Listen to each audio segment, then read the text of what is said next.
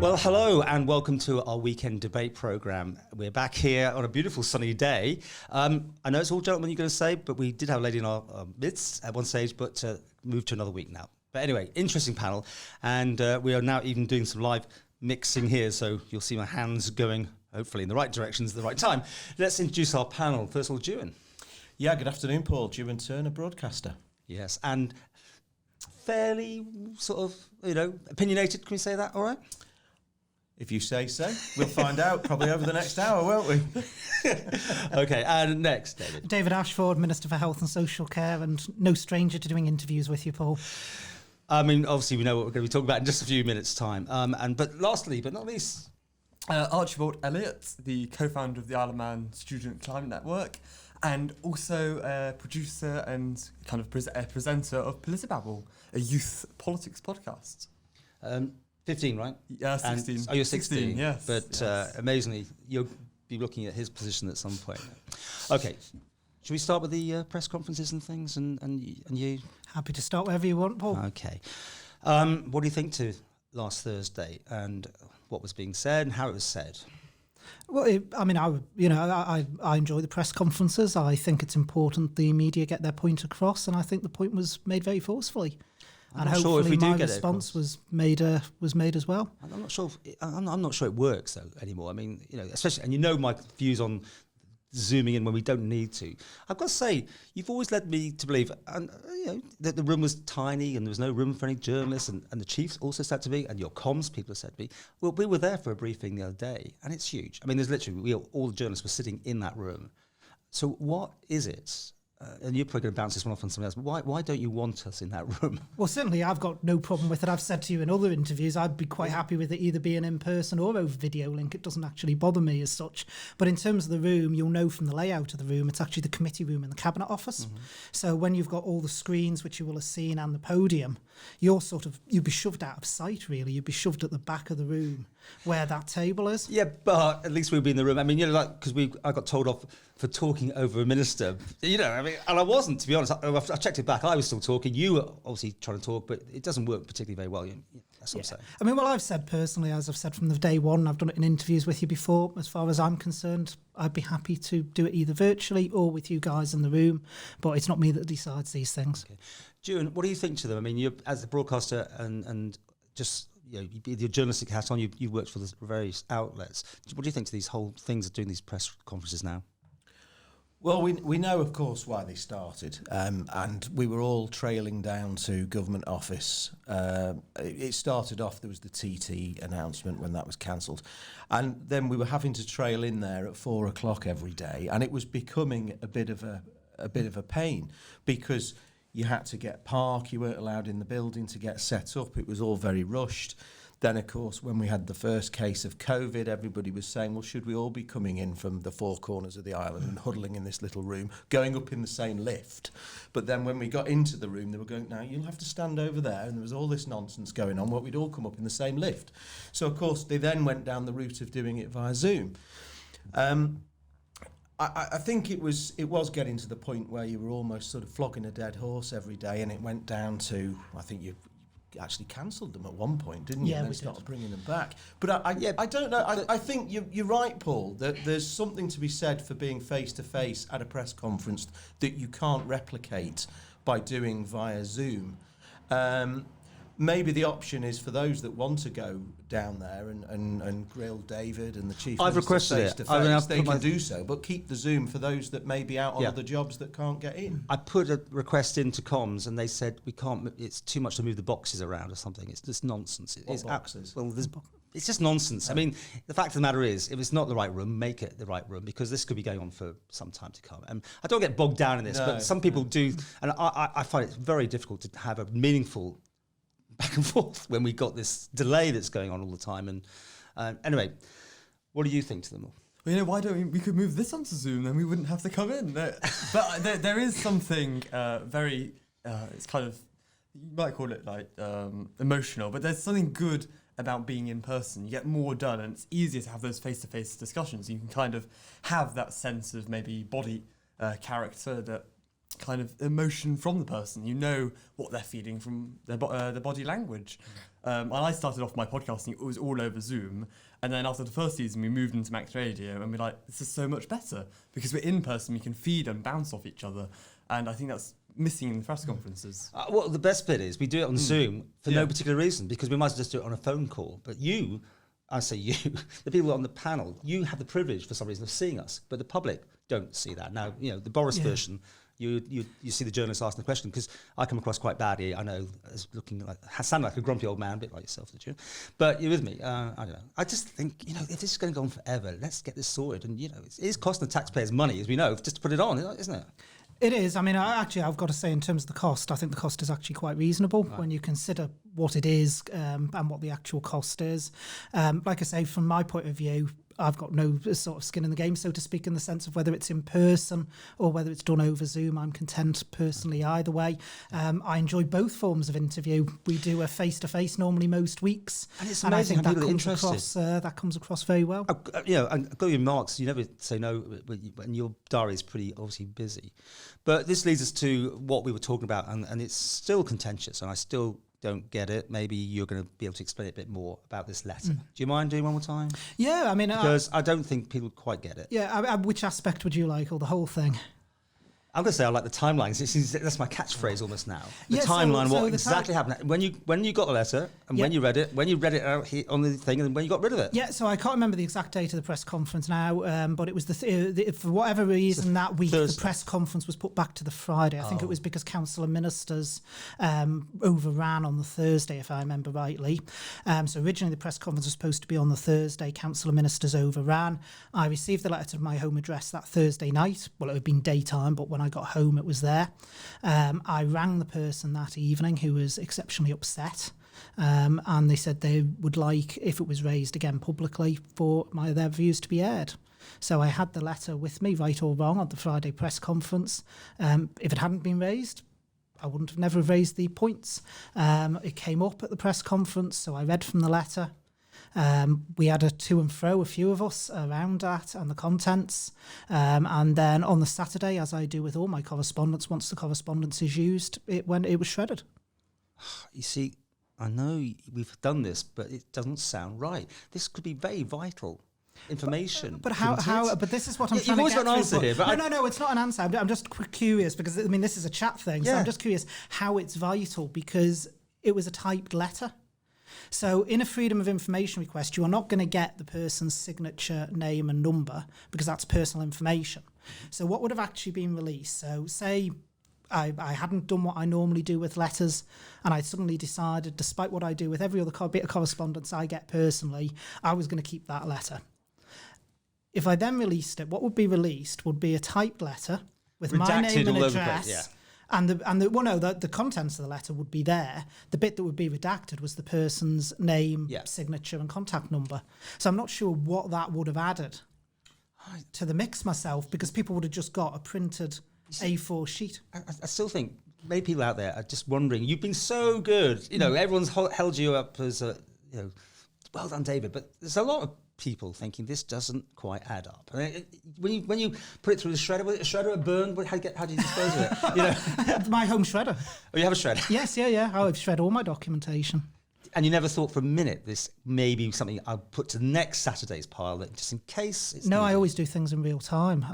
Whenever I receive personal correspondence, once it's there being used for the purpose, I think I explained this yesterday, I apply the data protection principle that you should only keep correspondence for as long as required for the purpose it was sent. In this instance, the purpose it was sent was for the person to get their views across. Once that was done, it was shredded. So I do exactly the same with all my correspondence. I shred correspondence on a daily basis. Some correspondence I will keep for weeks, because it may be a query that's come in and that query isn't answered for several weeks. And once the query is answered and I've gone back to the person, I'll get rid of the correspondence. If by chance the freedom of information had come in and you hadn't... I'd have held on to it and for publication.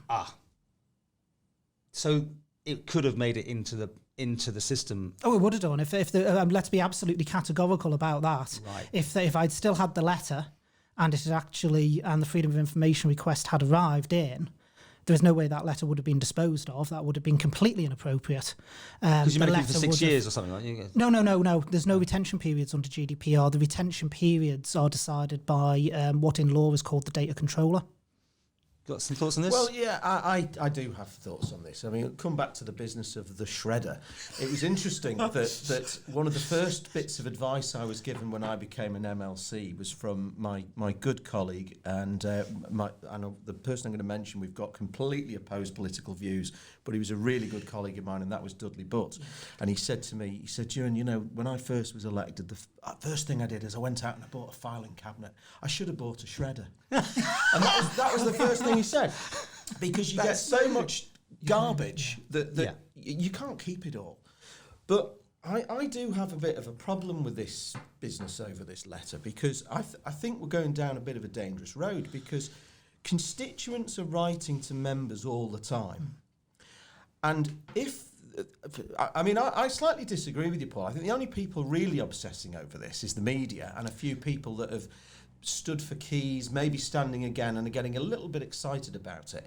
But if this constituent had written in a handwritten letter, then why do they want to see a copy of it? Now, either they're saying, well, David is telling lies. This letter didn't exist, and that has been said, hasn't it? Well, they haven't said it. They've sort of skirted around it. You know, put the cards on the table. I think if they're going to call him a liar, then do so. I've seen it on the Don't forums. skirt around it and dress it up as some great big democracy conspiracy.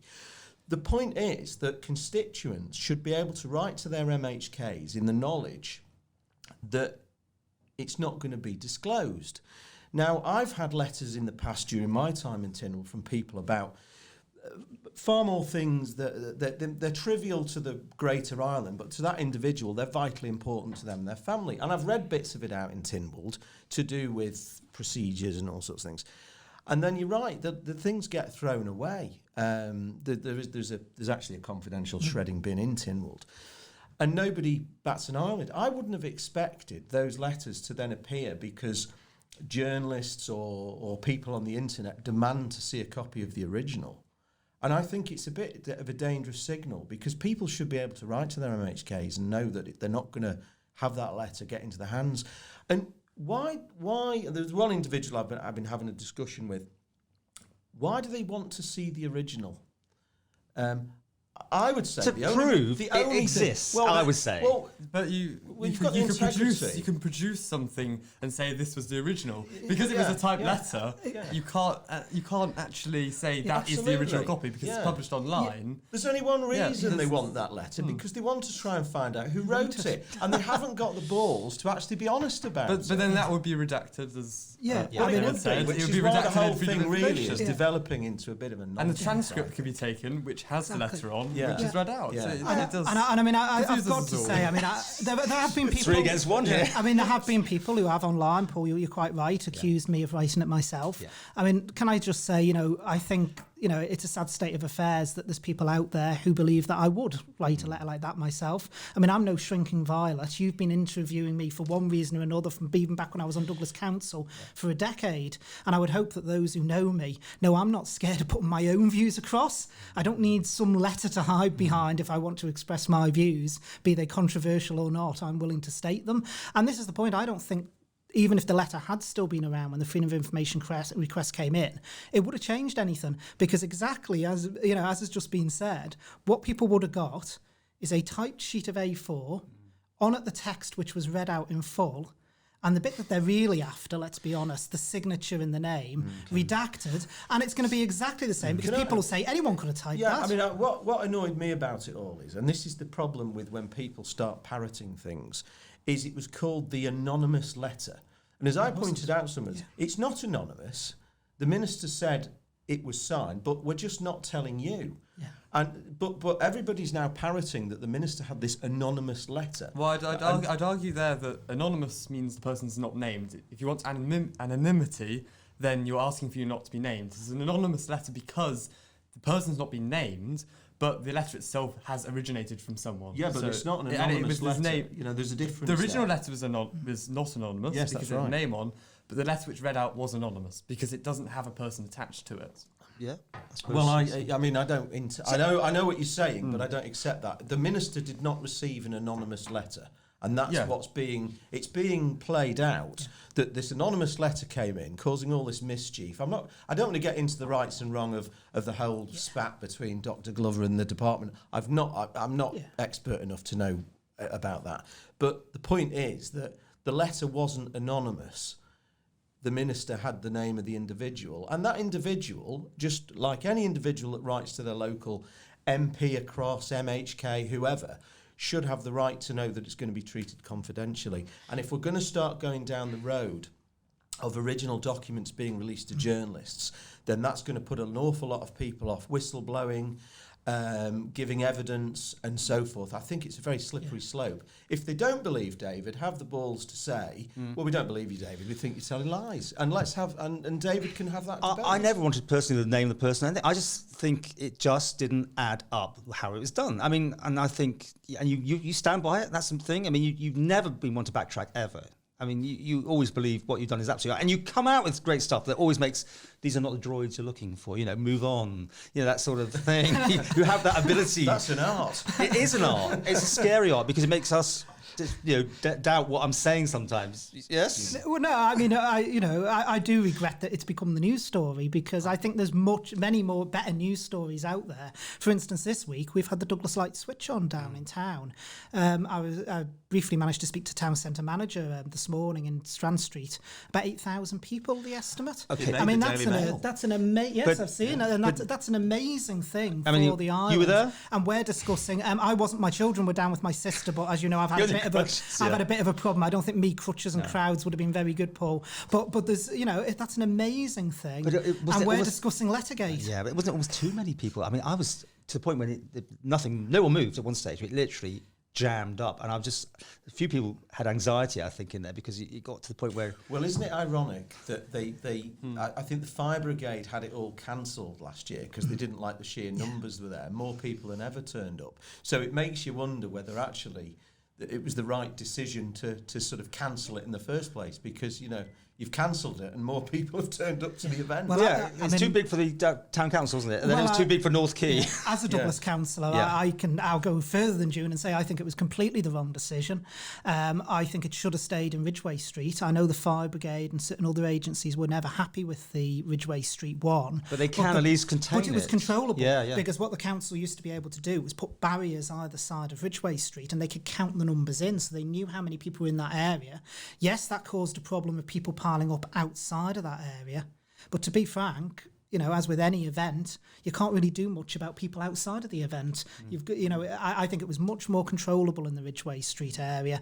There's been various things tried. In fact, if you go back over 20 years, Douglas Council's pretty much tried every site you can possibly find in Douglas, and Ridgeway Street is the only one that really works. Well, I put up the 10-year ago one, so the panto people were doing their thing on the stage. There was all that going on, and the snow machine. Yeah, that confused me. Well, the snow machine. Oh, the old one. The old one appeared in the same timeline. I know. But is it too early? Is it too early? It's still the middle of November. I'm very first of December is when it should happen. So I like this guy. Yeah, I bet you've not got your Christmas tree up yet. No, of course not. Why do the Christmas tree out until December?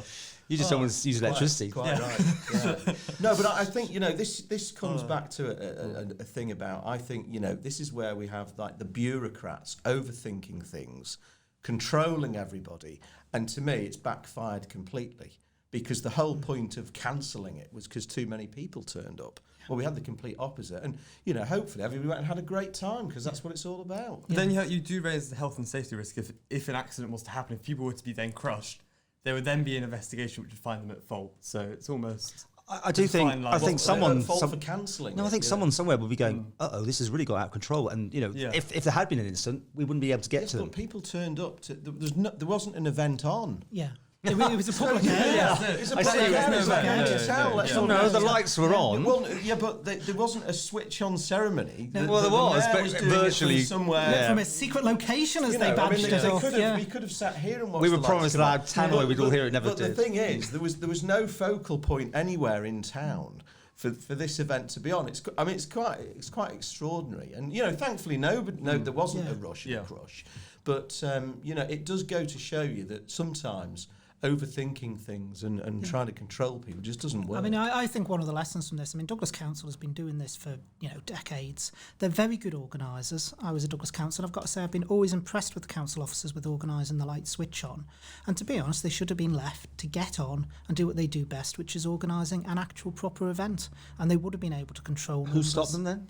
Like I say, it's a particular group that get together each year, I believe, to look at the events. So I believe the Fire Brigade has input, the police have input, there's others as well who suggested that they were concerned about things in previous years.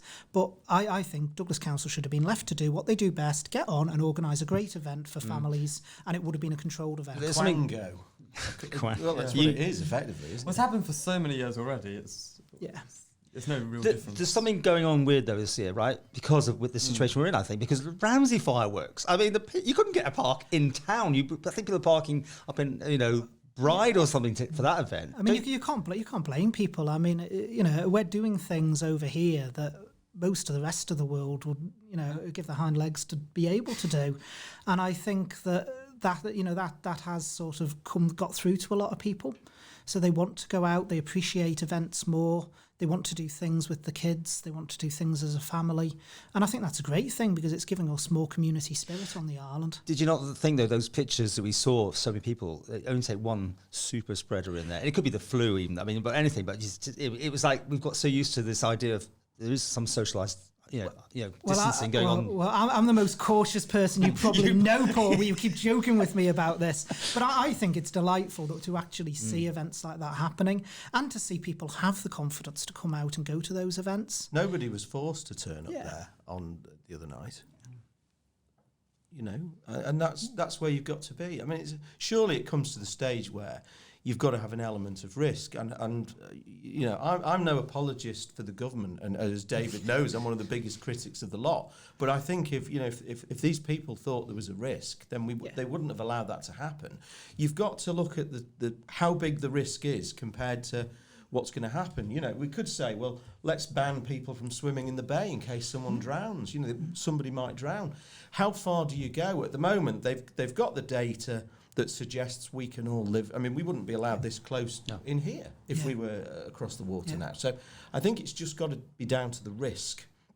But there's a risk there that, let's suppose someone had something, I mean, obviously, there could be a super spreader, I'm joking, but technically, in that amount of people, how many people catch it, you then put us all into full lockdown, don't you? Well, to be honest, Paul, there's a risk with everything you do in life. As Minister for Health and Social Care, I could spend my entire life saying, don't do that, don't do this, shutting things down. I believe in freedom of choice for people. And I think, I think events like this, as Julian said, people didn't have to turn up. I think it's great that people had the confidence to turn up, that they see the island's in a very good place due to the hard work everyone across the island has done, and that we were able to have things like this. That the Daily Mail today is reporting, saying, look at the Isle of Man compared to everywhere else. We're getting a lot of national press at the minute. Someone's sending stories, but sometimes a week's out of date, but they'll get in there. Remind me, though, at what point do we go into lockdown? You have numbers, don't you? So it's a rolling 3-day average of 21 cases, if I remember rightly. People can check if I'm correct on that. It's page 26 of the Stay Safe document. If anyone knows, it's online. I think it's a rolling 3-day out. So it's clear, in fact, to actually point that out, because I have had a few people worried who've read the document. It's a rolling 3-day average. So it's not 21 cases would send us into lockdown. You've got to have an average of 21 cases over 3 days. So it would be like 63 cases, which then over 3 days would average out at 21 a day. And we're still way ahead of the game. I mean, Guernsey have got some, obviously Jersey's completely got lots. Yeah. Yeah, when we're finding nothing outside of the cluster that we had the other week, and also the obviously people returning from travel who are already in isolation. Okay, that cluster though, you announced another 2 yesterday, didn't you? How's this all working? Surely, you're testing, because everyone comes back to me now about test, and you're not testing. Well, no, we did test everyone within the cluster, but this plays into exactly what I've said for quite a long time. One of the issues with COVID-19 is in the very early days and when people start shedding. And I think you had Dr. Glover on the panel last week, and she did a very excellent job at explaining the science behind it. And in 2 of the cases that we've announced that have come out of the cluster, they were tested, they came back negative. But the fact is they hadn't started shedding, obviously, at that point.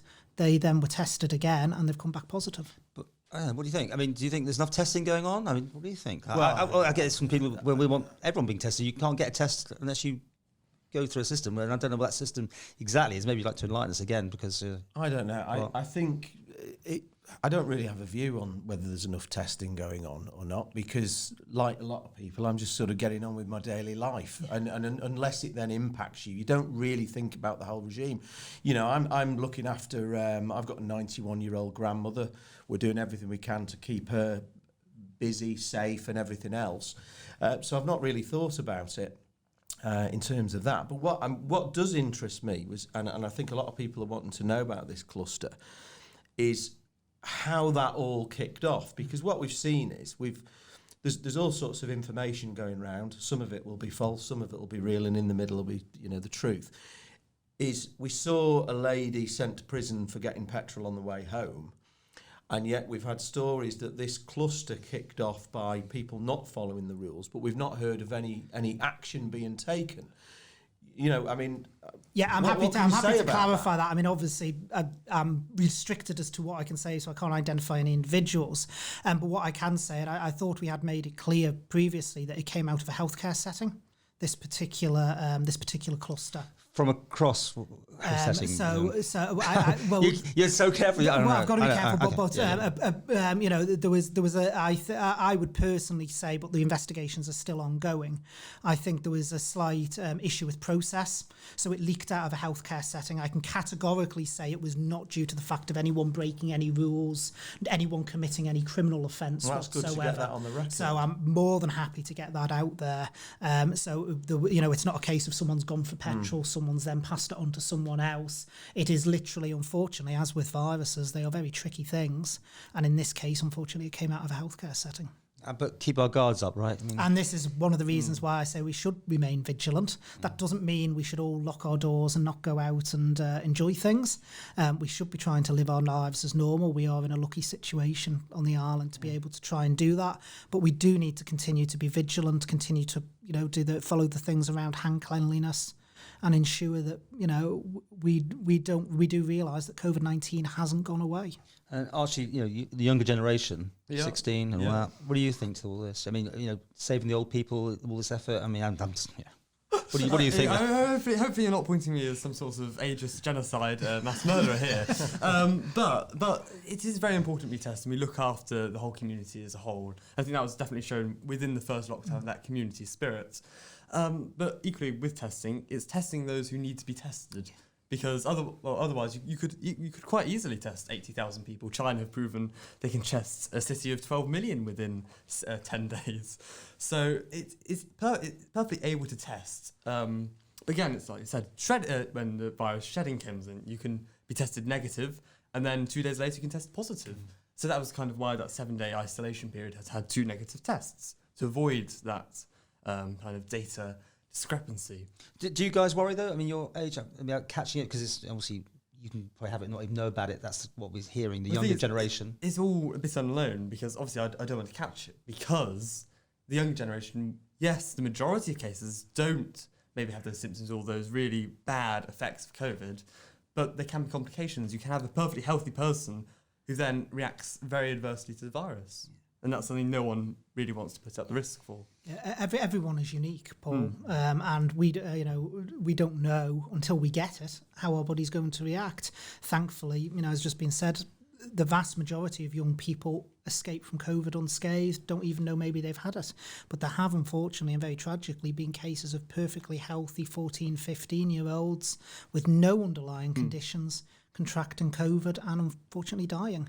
So it's one of those diseases, as with any virus, we don't know how it's going to act in our unique structure until we actually catch it, and by then it's too late. And the sort of uproar about students returning to the Isle of Man, is out of context, out of proportion? Well, I'll say exactly what I said about 2 press conferences ago, which is, I don't think we should be trying to demonise students. These are highly intelligent people. They have actually been very responsible. The students I know, they've been coming back on Ireland for quite a while now. It isn't going to be this mass in December. Most universities have already started winding down, and certainly a lot of the families I know with students, the students have been back for several weeks, if not a couple of months now. And they can go out and wear a mask. This changed it. Is that was that a tweak? Because I mean, I yes, heard that it. was a tweak. So we're allowing the 1 hour of exercise for those that are in isolation. They Not must just students, social anyone that's doing the distance. same thing. Again, we shouldn't be positioning things and changes as if they're just to do with students, because they're not. They're to do with infection rates in the UK, and students are no more liable to pass something on than anyone else. And I do think we need to get over this balance that we think all these young people are going to come back and be highly irresponsible. Certainly from what I've seen, they're a very responsible bunch. I know families that have booked holiday cottages where students coming back, where there's a cohort of, say, 4 or 5 friends, can isolate together in the holiday cottage so that they, and form a household, so that they don't feel alone, they don't feel isolated during that time. I always worry when we start trying to put one age group off against the other, because I don't think that's right. You will always have people across all age groups that will try and book the rules, but that's not because they're a student. That's just because there's someone who doesn't believe the rules apply to Does them. that mean he says these are not the droids you're looking for? Whatever he says, you go, okay. Okay. He's got a way. I mean, yeah. How do you think they're handling everything? Government, go on. You want to be part of it one day. With government, with COVID, I must say it's been a tremendous job so far, and especially that community spirit, I think, has helped with that. And other aspects, as I'm sure we'll go into later, climate change. We're not happy with it. Let's go. No, let's move it. Let's move it to climate change. Why not? Let's do it now. Well, we still feel there's kind of a lack of inaction from government. And I know it's not your department, health and social care. It's related to but it's Coman, and you're still part of that collective agreement with collective responsibility, as they call it. But with climate change, we feel there's not enough action being taken quick enough, and it's our future. We've had. Last week, I posted onto Facebook, onto a variety of different Isle of Man news and politics groups, and the responses I got are obviously not representative of the whole population, but it was a lot of we're just silly, and I think they used the word middle-class kids, and then I got quite confused at that, because they're almost painting everyone in one aspect of their socioeconomic background, which is obviously not true. And then we get a lot of comments saying, live in the adult world, and that's again something, we're all in the same world here, we're all in the same boat, and we all see those effects of climate change. And that's kind of something that needs to be dealt with. So we want to see some sooner action by 2035 carbon neutrality, and kind of that commitment to moving away from fossil fuels by divesting from fossil fuels. And we've seen kind of even economically, the stock and share prices of those fossil fuels has collapsed since COVID, and yet the pension funds still aren't divesting. They didn't divest before, even though we had previously in divestment campaigns warned that they are very volatile, and ESGs, which is more the sustainable shares, are better in these unpredictable times. Yeah, so I mean, I'm happy to come in there. It might seem, as it does with a lot of things government do, that things move slowly. I get frustrated myself a lot of the time with the pace of change. We've done interviews about that as well. But then every politician will say that, and you never go there. But one of the things I would say in climate change is we have on Ireland made a seismic step forward compared to where we were. The climate change bill that is about to come into the House of Keys would be the first time in the Isle of Man we've recognised that. We have declared a climate emergency.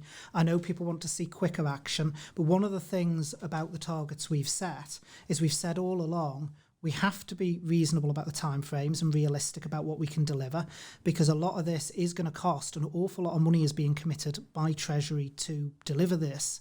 But one of the things we've made absolutely clear is if we can deliver things quicker than the timescale, then we will do so. And in some of the areas, I think we can deliver quicker. One of the interesting things you talked about there was the pensions and the failure to disinvest. Well, obviously, as those shares become less attractive around the world, then naturally that disinvestment will happen. What you've got to be very careful you do is you don't put funds at a disadvantage financially by them disinvesting elsewhere. It's a moral. If you were investing, let's say, in South African arm exports or arm exports to Saudi Arabia, which are used in the war in Yemen, or an export to a terrorist group, and the company's doing that, you think, perfectly legal company, it's allowed to export for whatever reason. But no, we'll keep our investments in there because we don't want to kind of narrow our view. It would be viewed as morally outrageous. Yeah. And also with the climate change, again, like I say, it is a moral balance, but it's also an economic balance as well. And we have to take both into account. There's a lot of things we could do very quickly, but we'd probably wreck the economy and cause issues alongside I just say here, we're not here to wreck the economy. We are I'm not obviously, accusing you of yes, that whatsoever. But with fossil fuels, as I've stated, there's been research done by the Morgan Stanley Institute for Sustainable Investing. It has shown that traditional funds they do exact ESGs, which is your ethical investments, do the same kind of growth, that same growth margin as those traditional shares. So there's no difference there with growth. There's no difference with economics not making money, but they're less volatile and they're less risky. So surely that's what we want for pensions. And that's what makes them then more attractive, which is where you will start seeing a bigger shift. What you tend to see, and you mentioned there about arms funds, etc.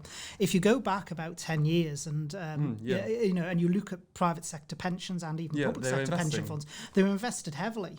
But when the shift came and disinvestment started to happen, it actually came very, very quickly.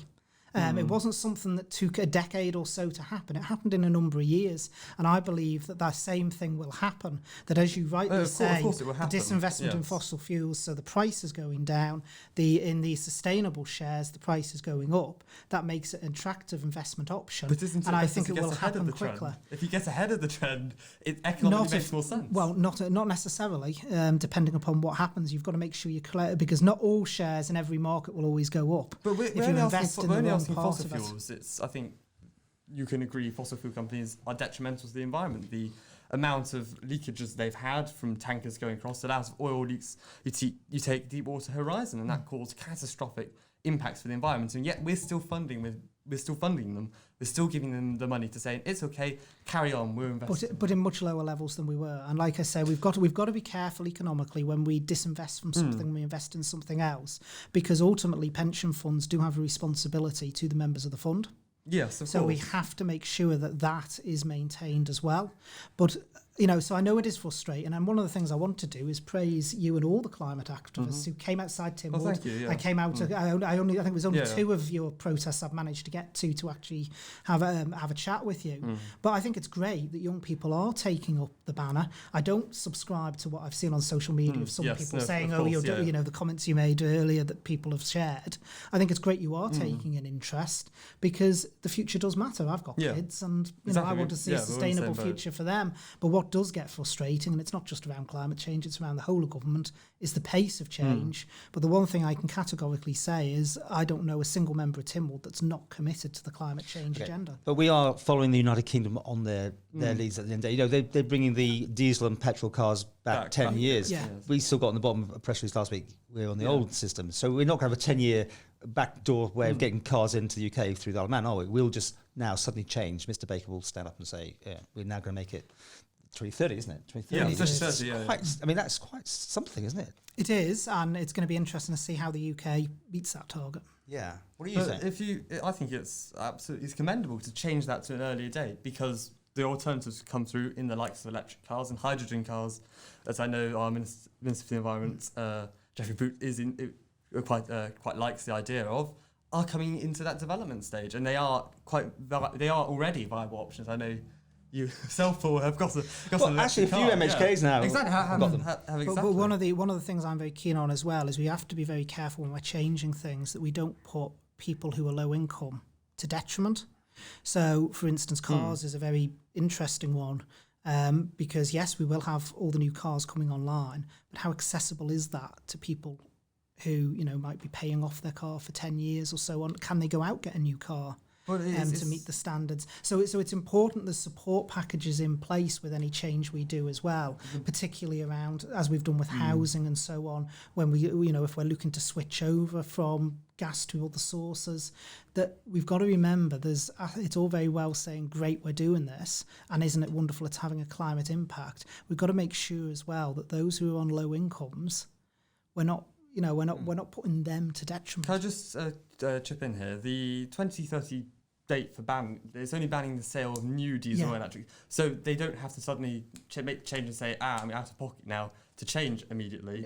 It's a phase out. Starting from then, you then can't sell. Yeah, and I'm aware of that, but obviously, at that point, the older cars are then going to start going off the market. So those who may be on low incomes who will go out and buy a 10-year-old car now, there will be a feeder time into that. Yes, yeah. And that's where we just got to be a bit careful. So isn't it better to move that date then of 2030 earlier, because then that feeder time is earlier as well, because then the market coming in, where those 10-year cars will be old, then in 2035 they'll all be electric cars by then. Well, I think wherever you move the feeder to, you're going to put someone potentially at detriment. It's got to be very carefully setting thought out. times. I mean, I think it was Hooper was one that picked up when you had the climate emergency, and it was put in so far in the distance to him. And he was saying, look, set it early because you're going to miss it. Yeah. But at least set it, and then you can reset yourself to the next one. But you set it so far in the distance, it'll then still be missed. What you've got to be careful of, and this is where we've fallen into traps in the past, is government sets targets and says, we'll do this by then, and then nothing happens.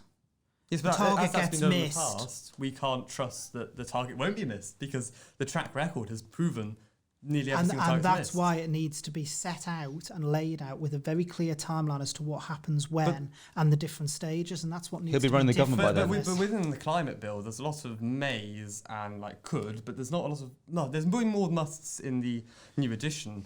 But the amount of stuff where there's only dates banning fossil fuel boilers, new installation in new buildings, in new builds, but you could have here, for example, you could install fossil fuel boilers for eternity according to the bill, because there's no provision setting a deadline in law. The problem is if you set those deadlines in law and then something changes that means you legitimately can't meet it, You can amend the law. But it's not as easy as it It's sounds. not as easy as it sounds. As I'm sure June will come in not as a easy, minute. but I thought we'd bring you in here, angry Well, I've ex-MLC. listened to all of this. And there's one thing, you put your point very, very well, succinctly. I don't agree with some of the things you say, but the debate with you is a very good standard. Oh, thank you. However, we don't make cars here. We don't make boilers. We don't make infrastructure and all these things that we need to put in buildings. We're completely reliant on what's made in the UK and further afield. A lot of this is going to happen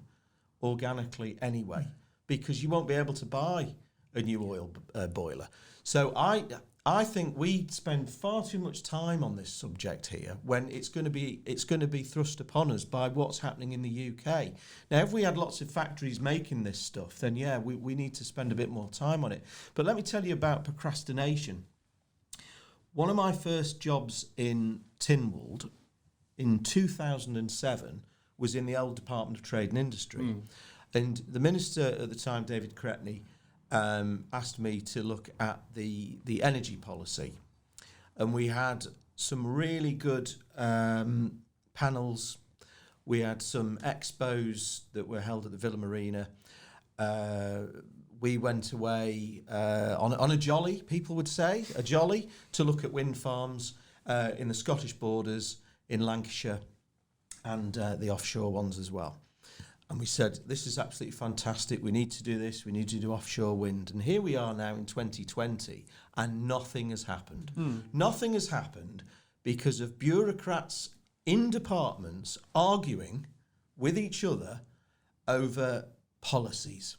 And what I'm talking about is, well, you can't put them there because the people in charge of the fish and the seabed think it's going to damage them. Planning say there isn't a strategy, so they're arguing with them, and he's arguing with him. Nothing's happened, and we're now years and years. Well, we're over 10 years down the road, and nothing's happened. So, whilst I agree with what you're saying, that there's lots of initiatives we can be doing, talking about pension funds and all that is all very interesting. But it's what can we actually do here and now to get on with things, and that's why I get switched off by this debate, because we start going on about things that are actually outside our control. We aren't going to save the world's climate here in the Isle of Man. It's going to be dependent on what's going on elsewhere. So you didn't agree when they called the climate emergency? Well, to me, there was a lot of let's say the right things and be seen to be doing the right thing. I'd rather see a bit of action. You know, I'd rather see, we've got the wind farm coming right up to our territorial waters. You can probably see it on a clear day from here, Paul. Yeah, I was pretty surprised. Yeah, everybody else is getting on with things, and we're still arguing about it. So if we're going to go down the route of some renewable energy, well, why haven't we done it? Why haven't we leased our seabed off years ago and made the income, which could then go into some of the initiatives that you're referring to? Well, let's ask someone in the know. I mean, yeah. Yeah, I mean, I'm frustrated about the wind farm situation. June will know from when I was a backbencher, I raised the fact that I believed that wind is the future with the island. I mean, we're an island in Plenty the middle of of it. the Irish Sea. That was only in Tynwald. We're never going to run out, are we? Either in Tynwald or actually. But the problem is, Ireland. of course, we'd paid so much for a power station, and that was always the thing where we can't really, because we've paid all this money and we won't go over the old ground on the power station. But that was the problem. And this is where we looking forward, we do have to make innovative decisions. Because in the past, I think decisions have maybe been clouded by things such as, we've spent so much on this, we've got to get our money's worth and the life expectancy out of it. And I think, there needs to be more thinking around, well, actually, things have moved on since then. So we need to accept that maybe we won't get our money back out of a particular project that we did 10, 15 years ago, because we need to move on to other things. And Treasury has recognised that, to be fair, because, of course, we talk about the debt that the MUA had. And Treasury has been writing off parts of the MUA debt for precisely that very reason, to recognise the fact that realistically other things need to happen. The MUA need to get on and do things that are more sustainable, and the fact that they can't do that while they've got that round their neck. But in fairness to the MUA, their job is to generate the power, and their job is to make sure that the lights can stay on, industry can keep the wheels of industry can keep turning. They need that shadow capacity for when the wind doesn't blow. And that's the problem. I mean, one of the most successful things they've done, even though it was expensive, was the interconnector. Because it's as you know, you can send power over to the UK, you can buy it in. And they're doing it all the time. They're hedging all the time on the price of fuel. We can generate power, we can export it, but actually it's cheaper for us to shut down our turbines and bring the power in. It is a very, very good system, even though they had the problems, as we know, with the financing of it all. But I think, this internal government bureaucracy is it's an even bigger problem, because we're never going to sort some of the problems that you're talking about while they're arguing about these initiatives. Exactly, yeah. They can stand up and all say the right thing in Tynwald. That turns me completely off. I'd rather see some definitive action. They were also talking about putting on-land wind turbines 15 years ago, 20 years ago. There's a lot of talk and no action. That's absolutely right, and that's what frustrates me. The climate emergency, we still view it is just words. COVID was an emergency that got dealt with like that because it needed to be dealt with. But because climate change is viewed, it'll happen in like 20 years. That's when it really starts to hit. Well, we can afford to wait another 5 years. It's procrastination, exactly. But I think that some of the problem I have, though, with some of your peers is they say a lot of things, but they don't come up with proper solutions. So we could say, well, let's ban everybody from having oil boilers. Well, okay, that's fine, but what are we going to replace them with? People still need heating and but there's a huge cost with that. And how are these people going to pay for it? There's grants for it, and there's also MUA have a loaning system where they will loan you the 10 grand to put in that air source heating and everything which goes with it, and then that will be paid with your distributed electricity, but in small instalments, and that has been done already, and government can then provide grants for people maybe can't do that. It is, but it's not available to everybody. The loan system with the MUA is that is there, and that's available. Can I just talk about another fossil fuel as such, gas? I mean, we had the big gas thing this week. You've got an agreement in place. Domestic people are going to be getting money back. Chris Robertshaw clearly thought it was a very, very bad deal, and it's going to be the commercial sector who are going to end up paying the difference on this. What's your take on this? Do you have to keep your comb in collective thing on this one? Well, my view is I think it was a good deal for the domestic consumer. I see what Chris is saying about the businesses, and I understand his and several other members' concerns about that. But we made quite clear from the outset the whole purpose of this agreement with Manx Gas was to cover the domestic market. I don't think the previous agreement that was in place was a very good agreement. I think there was serious flaws with it, the agreement that was around previously. I think this one corrects that. It gets a refund, which will roughly be about £94 for most domestic consumers. And it also gives us an opportunity to engage with Manx Gas on things such as climate change and how voluntary. It's still this thing that it's a both shake your hands. But the point is, this one is a fixed term agreement. So the agreement goes after 5 years. That's it. Its lifespan is 5 years. And during that time, what needs to be done is a proper regulatory regime needs to be put in place. And that's what this does. Because the alternative is, if this agreement had gone, yes, we'd have had to go for regulation, but it's not a quick thing to set in place. And if we'd gone down the route of that, it would have been costly to begin with. We would have then had to get regulation in place pretty quickly. And we would have been reliant on, Manx Gas not doing anything in the meantime. Yeah, I mean, I do have a view on this, and it goes back to my time when I was in Tynwald.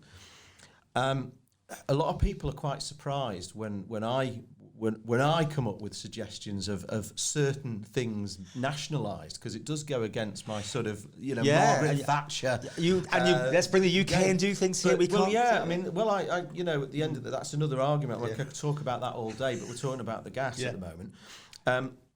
There was a period when there was an opportunity to nationalise the gas service under MEA at the time, because MEA were bringing in the gas on the interconnector, as we know, and bringing it then to a local distribution network by Manx Gas, who, and it's a while ago now, so correct me if I'm getting some of these facts wrong, and basically they were saying, well, their part of the network was crumbling. And they said, if you don't replace it all, we're going to have to, cease trading or pull out or whatever. So surely that was the opportunity for the government to say, well, hang on, you want us to renew all this infrastructure, in which case you've got no business. So wasn't that the opportunity for the government to nationalise the utility and say, MEA, which at the time I said, well, why doesn't it become the Manx Energy Authority and supply electricity, gas, and of course they were then bringing the Water Authority in, and do that, because we spent millions and millions and millions of pounds running gas ducts all over the island to this crumbling infrastructure that belonged to Manx Gas. Surely that was the optionity. We wouldn't be having this discussion. I wasn't in Tynwald at that time, but me and Juan share very similar views about nationalisation. So people were quite surprised when I supported the steam packet nationalisation, but that was a lifeline. And the same with Manx Gas. I think that was an opportunity missed at the time to actually turn around, bring it into government ownership, and have control of that network. But they weren't willing to play hardball over it. And that was, I think, you couldn't do it now because there's so much that's gone on since, I think, that would make it very expensive to try and do it, or to try and go down that form of route. But I think that was, and Jim's quite right on that was the moment where the opportunity could have been seized to do similar to what we've done with the steam packet and have an arm's length company that ran the gas infrastructure, or it can be combined into the Manx Utilities Authority. The strange thing is, this is a product that in 30 years won't be allowed to be sold anymore, right? So this has got an infinite timescale. Well, we spent all the money on the pipe. Yeah, but also if we'd done it at that point, you could actually say if the then government had done it at that point, they would actually have more control over driving the climate change agenda because they would have owned the utility that was doing it. So I think, so personally, as somebody who wasn't in Tynwald at the time, and I'm sure there's people who were in Tynwald at the time that will say Ashford's talking rubbish, but I think it was waiting for the echo. But I personally think it was an opportunity missed at that point. But with nationalisation, it's obviously, if you just have one private company running everything, then it becomes a monopoly. But if you introduce more than one company, it then has the competitive rates. So then they provide a better service. Because I agree, I like Margaret Thatcher. You'd probably describe it Thatcherite. But with that privatisation, it does drive development. And then I have another issue with, let's say, the steam packet. You aren't able to send a freedom of information request, even though the government invests God knows how much each year, and they spent 120 million of taxpayers' money, not just government money, it's taxpayers' money. Because all money comes from taxpayer. That isn't able to FOI. I had a meeting with the Chief Minister, and I brought it up. It was about climate change, but I brought up the steam packet, and he said it would never be able to FOI under his leadership because he doesn't want kind of Tynwald members being able to kind of have control of the business, and that's nonsense because it's taxpayer money which has gone into it. What did you want to know? I wanted to know with the carbon footprint, so I could work out how much I'd need to offset. But why shouldn't that be allowed to be? Because flights have to be able to. He'll sort it out Yeah, for you. I know. Yeah, well, I because can come in. I can come in on that. I mean, Yeah. the steam packet company won't be FOIable because it's not because of the structure of it. It's nothing to do with It's trying to arm's stop length. It's arm's length. That's always a- so it's the is. structure. Manx you Radio is know. FOIable. So And the flour mills. Yeah. but it's And the meat plant then? Yeah. But what Is it I'm all surprised FOIable? at, is that the steam packet won't just give you that Well, information. I did email them because they only have a reservations email, and I'd get no response. But with that, even if it's not with carbon footprint, it should be FOIable because it's taxpayers' money and it needs to be held accountable. Everyone should be held yeah. accountable. Exactly. So. Yeah. You going to sort something, maybe? Well, we'll have a chat about that, and we'll have a. You We'll see, David, I'd like to pick up on this. Yeah. See, Yeah. there's a discussion about the nationalisation of the steam packet. I completely agree to the point of the amount they paid for it. When we had a presentation in Tynwald, and I said, and they were going on about, well, you could buy the company. I said, well, we could buy the company, yeah, but we'll only give you, 50 million for it. Oh, why is that? I said, because what we're doing is we're buying back our own user agreements. Yeah. You've got 2 ships, and that's it. The value, because I was on the steam packet committee for over 2 years, the value of the company was in the agreement, and Tynwald bought back their own agreement. I mean, you can't make it up. Yeah. They should have said, this agreement runs to 2021. We're not going to renew the user agreement.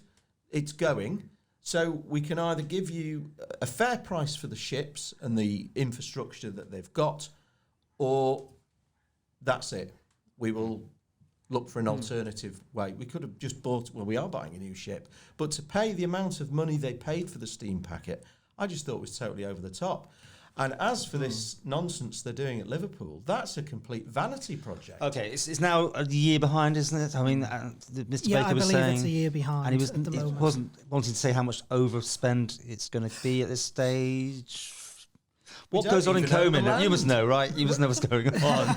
Well, I know what's going on. I'm sat there, Paul. What I can say is what I know is going on, and what I can say is 2 different things.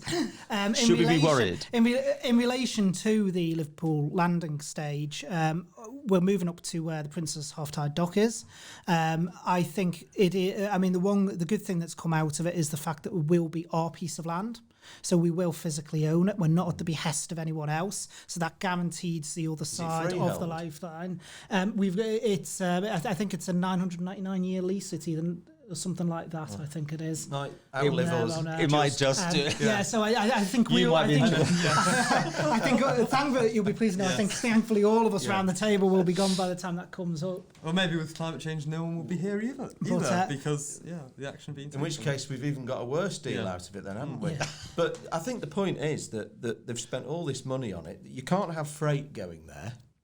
And the thing is going to sit there empty most of the year. Well, actually, the one thing I would say is with the freight, there is provisions within it. Only on emergency. occasion. Yeah, emergency. Emergency. There's so many times a year or And something. or by negotiation as well. Yeah. Now, one of the reasons that was put on with the freight is obviously Liverpool's been developing quite a lot over the last few years, and a lot of the dockland has been building up.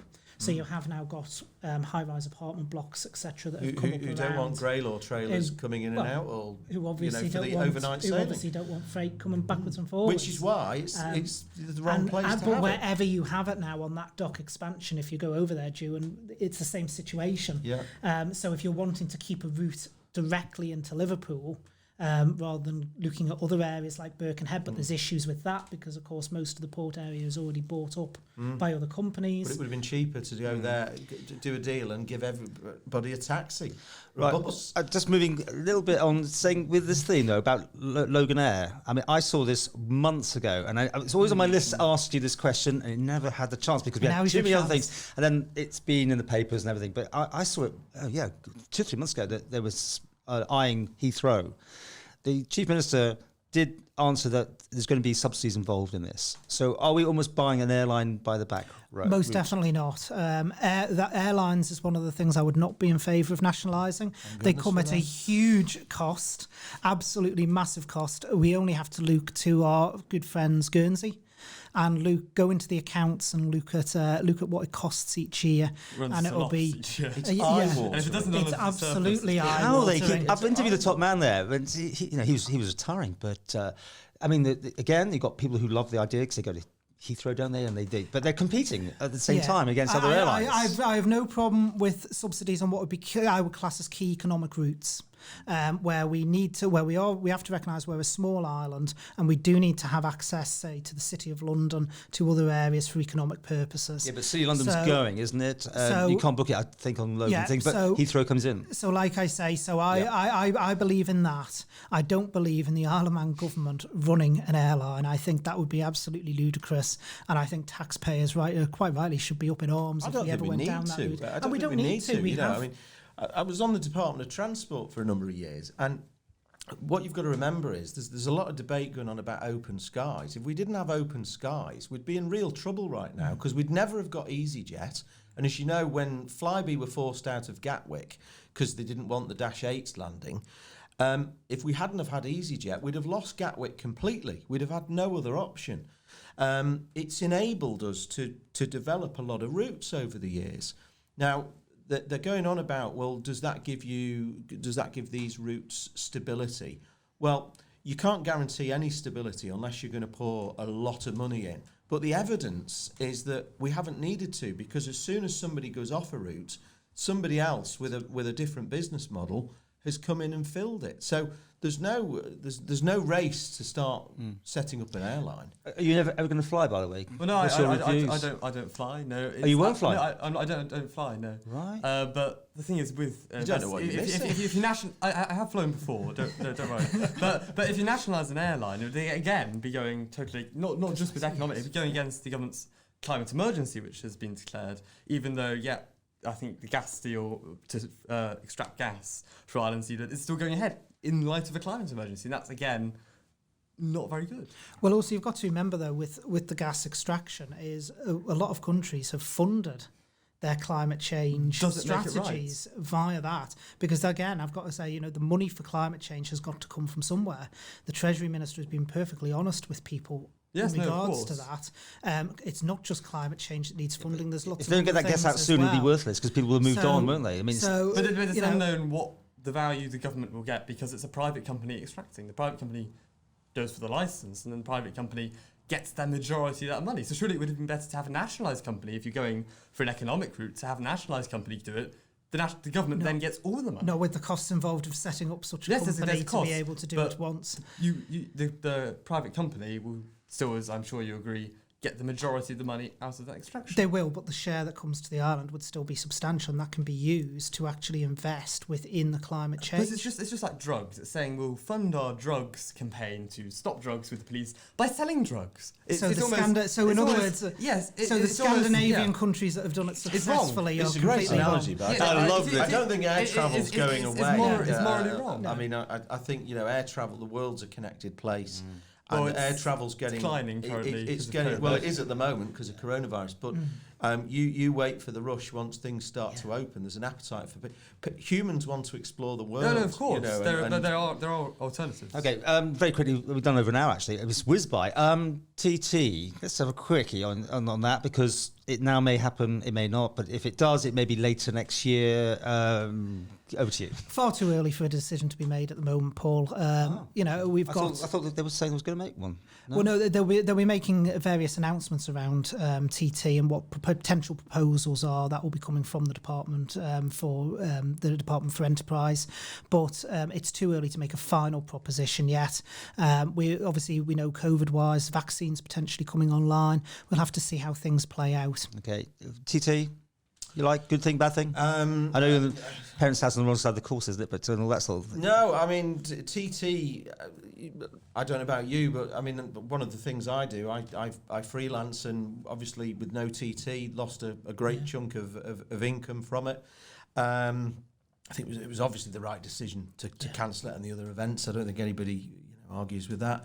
I don't know. And I think they've got a very, very difficult decision to make. I'm glad it's not me making the decision, because whatever that decision is going to be, you're going to have to make it soon, and whatever the decision is, you're going to upset half the people. Is it going to upset you? Well, I'm not.